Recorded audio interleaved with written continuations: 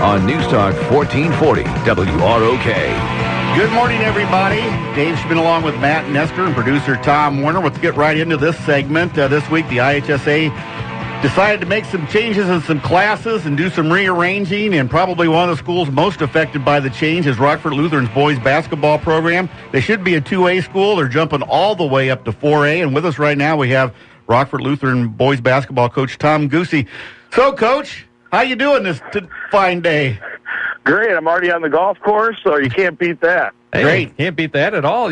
So what do you think about the move to 4A? I know you guys have played some 4A schools here the last few years and been successful at it. What's your thoughts on the move to 4A? Well, how long's your talk show? You got a half hour here. You got a good half hour. Well, first and foremost, we want to. It's going to be a heck of a challenge, and if you want to be considered one of the best programs in the area, then you're going to have to go and compete and beat the better teams in the area. Not that we haven't done that in the past, but the reality is it's going to be. Everybody I've talked to up to this point, they don't tend to think it's the most fair thing that's taken place, but. One of the things I learned from Coach Martinetti, the thing that he preached with our kids when he was with us was just be great at what you can control and don't worry about the things you can't control. And if we're going to preach that to them, boy, we need to lead by example right now. You look at it, and I follow a lot of stuff around the country with, success factor and multipliers. You got a double whammy. I don't think I've ever seen a double whammy. When I did the article and wrote it all out and looked at it, you got penalized basically for being successful, and then you got a multiplier thrown on that to top it. And the bad part is some states just do one or the other. You got both of those, and I don't know. That's two-class jump. That's unusual in anything in the whole country. You might have a unique award coming your way, Coach. Yeah. Well, I honestly don't think that the new rules and policies really, I don't think their intention was to have a school of 400 kids in 4A. I think we're the exception to the rule. I wish there was a process where there could be some type of appeal and just look at how we've been doing things. There's 0 transfers on last year's team. This happened to be our time, and you look at last year's freshmen who had really nothing to do with it. With the run to Peoria, or the last 2 runs to Peoria, except for maybe Kenny Strawbridge, but they're all going to play 4A for the remainder of their high school career. So, because we'll be up there for 3 years. So, it's just one of those things that you can't control. And, I'm of the belief that a non-boundaried school or private school, I think we all should just be multiplied all the time. Mm-hmm. And just leave it be. And if you're going to have a success factor, it should go for both private and public. I mean, you look at Rochester, who's won, 6 straight state football titles. You can't tell me that people aren't moving in that area to play football there. So, if you're going to have a success factor, it should go for everybody. But I think every private school should be multiplied. And then I think the IHSA has enough resources where they can look at a situation and say, okay, well, here's another multiplier. You get an additional multiplier for every transfer you have in your program. That's what Ohio's doing, Coach. They're doing stuff like that. Yeah. Mm-hmm. Okay, and that way, you look at what we were able to do here the last couple of years. These were our kids that, it was a special group, and it was fun. It was great. And now, we're going to accept the challenge. If Rockford Lutheran wants to grow as a school, they're going to have to. We need to embrace this and not complain about it, and put our big boy pants on and play basketball. You kind of touched on how frustrating is it to be punished for success, though. You guys have certainly been a good team, but it's not like you're necessarily, annually downstate, competing for titles and things like that. And as you kind of mentioned, now you've got kids coming up who are going to, don't want to say be punished, but be moved up.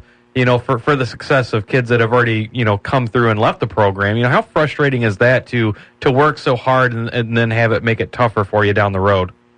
There is a level of frustration, I won't lie. But, one of the things my dad always preached to me was no matter what the situation, you always got to look to the positive. And what I tell our guys is real simple.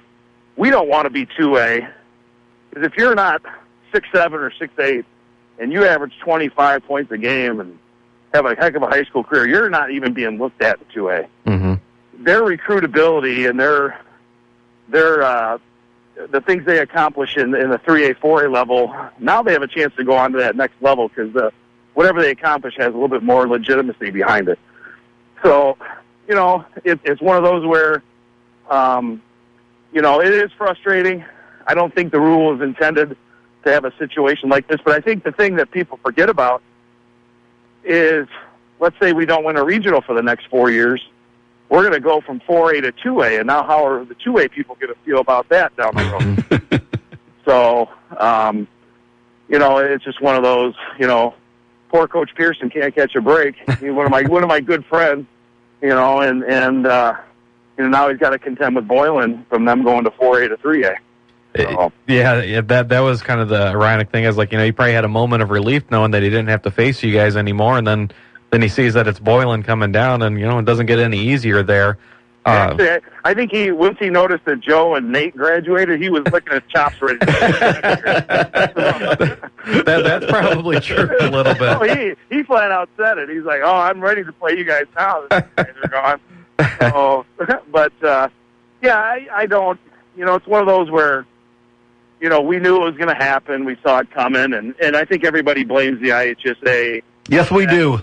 Yeah, but a thing I've come to learn is that, they really are just the people that abide by the policies that the administrators and principals put forth in front of them, and they're the ones that just have to execute the rules. But so, in that light, it's one of those where, there's a level that it doesn't seem fair. In fact, like I said earlier, a lot of people have said, I've never had one person say, well, that's what you guys have coming, Mm-hmm.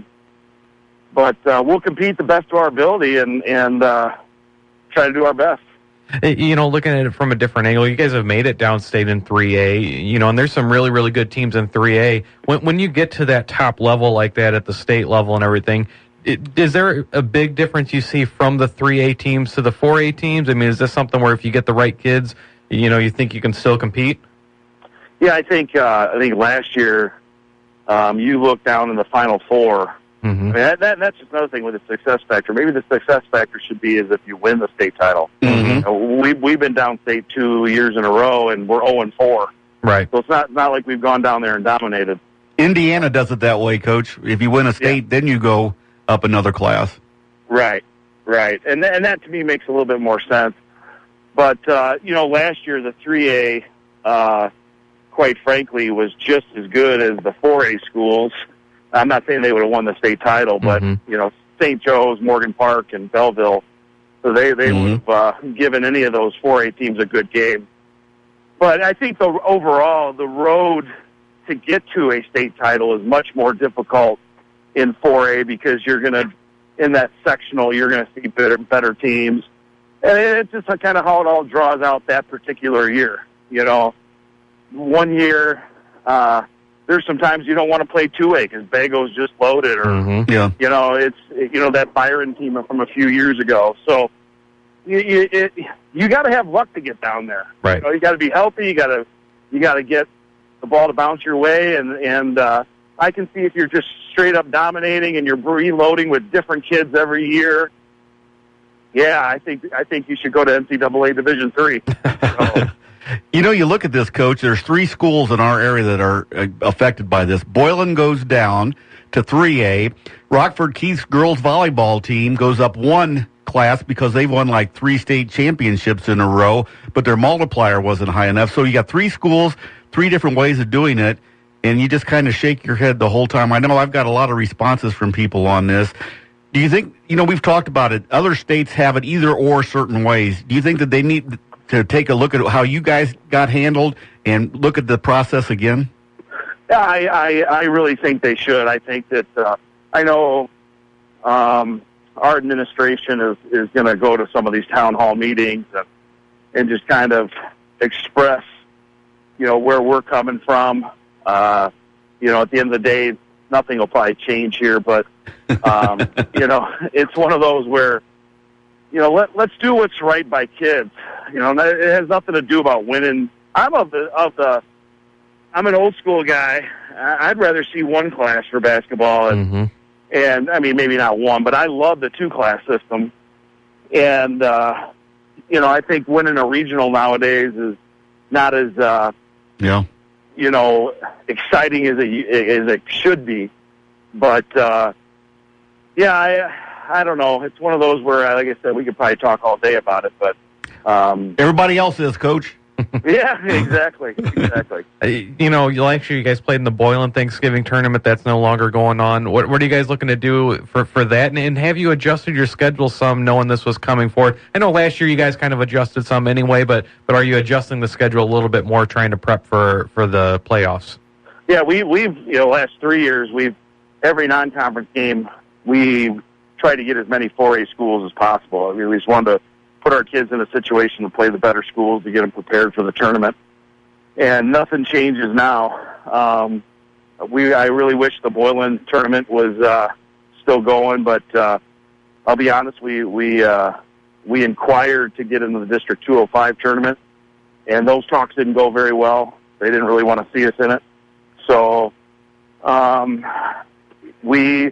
I've chosen we're going to go to the Jefferson Martin Luther King shootout. We're not going to. We have a ton of kids that play football, as you know. Yep. And we're going to do a little Coach Murphy in Winnebago. His idea of not even being in a Thanksgiving tournament. So these guys can get done with football. They can take a good week or two off, just rest their bodies, and get our games in after that. So for the guys that don't play football, they got about 2.5, 3 weeks of miserable practice before they get to play their first game. So, a lot of things would have to fall just right for both teams. Like you said, it takes some luck. But I know after you guys played Boylan last year, I know the one matchup that's really left that a lot of people would love to see is you guys and Auburn matchup with the success you guys have had, the last few years. Is that something you guys have maybe, I don't want to say looked at necessarily, but something you guys have maybe thought about a little bit? Oh, we'd love to. And that's why we wanted to get in that 205 tournament. But, like I said, it didn't seem to work out, and so therefore, since we couldn't get in that, I didn't feel like going to a tournament in Chicago where we're going to be bringing half our team. Right. Yeah. So, no, we'd love to. We got to play. The schools like Auburn. For me, my job gets a little easier in the respect that I don't got to go recruit all over to all these small schools around Northern Illinois. I can go watch Auburn play and some of the local schools, so drive time will be a lot easier. Right. Well, Coach, we're going to let you get back to that golf game, but we appreciate you taking time, and I know we'll talk about this, and people will be talking about it, and good luck today hitting that golf ball. Oh, appreciate it. Thank you much. Do you have a handicap like your class vacation thing? Okay. They multiplied me today, and my score's really high. There you go. Thanks for being on today, Coach. Appreciate it. All right, thank you. We've been talking to Rockford Lutheran head boys basketball coach Tom Guse. Some interesting information in that. Very interesting information there, yeah. Yeah, that was a good time. Yeah, let that digest a little bit. We're going to take a time out. We'll be back with more of the State Line Sports Hour in just a moment here on News Talk 1440 WROK. Hey, this is Greg Saunders, your host for the